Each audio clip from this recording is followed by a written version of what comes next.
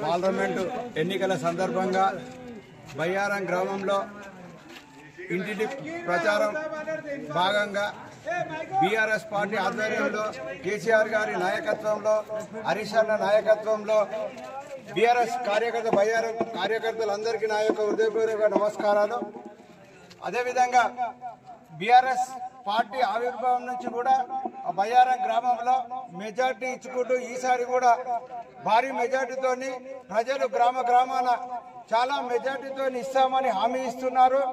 అదేవిధంగా 24 గంటల కరెంటు ఇస్తానని ఇవ్వకపోవడంతో అదేవిధంగా మన పొలాలు చాలా వరకు కూడా కరెంటు లేక ఎండిపోయి చాలా వరకు నష్టపోతున్నారు రైతులు.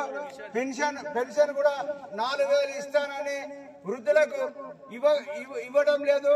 అదేవిధంగా కిట్టు కేసీఆర్ కిట్టు కూడా ఇస్తానని 6 నెలల నుంచి కాంగ్రెస్ గవర్నమెంట్ వచ్చినప్పటి నుంచి ఎలాంటి అభివృద్ధి కార్యక్రమాలు కానీ సంక్షేమ పథకాలు కానీ అమలు కాకపోవడం వల్ల ప్రజా వ్యతిరేకాలు కాంగ్రెస్ భవనాలు వీస్తున్నాయి.